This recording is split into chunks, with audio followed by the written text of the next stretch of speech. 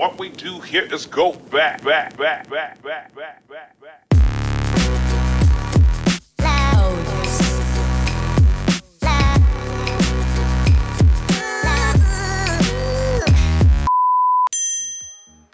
Hi Forum, my name is Manny, aka CascadeScents, and if you are remotely interested in perfume, cologne, fragrance in general, then this might be the channel for you. Not exactly a fragrance expert, just a fragrance enthusiast, so if you guys enjoy talking about fragrance, well, again, I enjoy talking about fragrance as well. Today's topic is on fragrances that changed my life, so thank you for the tag, Max Forte, who actually tagged me months ago, and somehow I'm only getting to this now, so sorry about that, fam, but I can't wait to get this underway. But before we get started, as always, 500 likes and a random subscriber in the comments below will be pinned to the top, as you'll be the lucky recipient of an assorted niche fragrance sample pack, so best of luck there. So if you'd like to potentially be eligible at random, please like, subscribe, and comment. That being said, we do have a few questions to get through here as far as fragrances that changed my life, so we might as well look at the first one. And that question is, what was the one fragrance that got you hooked? For me, it was the first one, and that is a fragrance by Lacoste. It's called Lacoste Portal. It's a fragrance that's still in production to this day, and it's characterized by its opening note in plum, kind of a less brighter fruity fruit.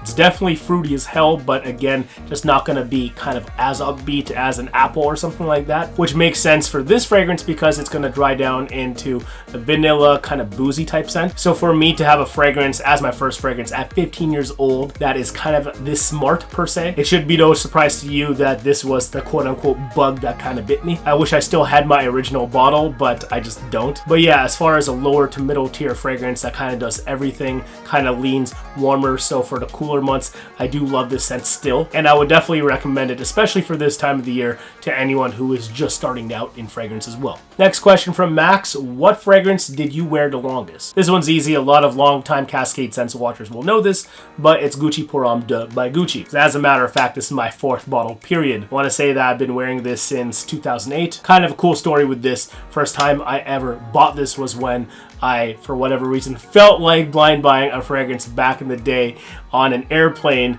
on the way to the Philippines, believe it or not. So for me, that was from Toronto to Vancouver to Manila. I was just browsing the catalog on the flight and I thought, hey, Gucci, that looks cool. And I did. And it's funny, I guess I just didn't have any etiquette at the time, but I cracked open the bottle and I decided to spray it on the plane. At the time, this fragrance was stronger than it is now. It was definitely more peppery, so I guess people had to definitely endure that opening, which is, I guess, unfortunate for them if they were kind of short of breath already on the flight. But real talk, I love this fragrance. Still love its spicy / bluish take on tea and myrrh. Just a very unique signature scent and one that I'm still wearing, I guess, the longest as far as my go-tos to this day. Now let's move on to Max's third question now. What was your first niche experience? To those of you who are new to fragrance, niche means essentially a fragrance from a higher tier, either creatively or as far as materials, that typically come from a brand that predominantly specializes in fragrance. And for me, that fragrance, again, pretty easy, is Aventus by Creed. And before anyone gets triggered at my pronunciation of this scent, cue the clip. I know Aventus, you like Aventus. I love it. So thank you, Aventus. Hashtag told you so. But yeah, it was pretty easy for me. Caught a whiff of this off of someone 5 years ago at a duty free. I asked them what it was. They told me what it was. They told me that you can get it over there. And I was like, cool. That was super expensive at the time, of course. And sadly, it's more expensive now. But yeah, what can I say? Just like for me and potentially for you, I do believe that it is the ultimate gateway niche fragrance. So yeah, Max, yeah, for my first niche experience right here, Aventus by Creed. Now moving on to the second last question. What is your holy grail fragrance? Easy. It's Iris Ganache in the OG presentation by Guerlain, of course. Would have looked like this. I have a bottle here of Pure Beluga. Of course, this is the L'Art et la Matière line from Guerlain, and it's mainly known for doing vanillas at a really high level.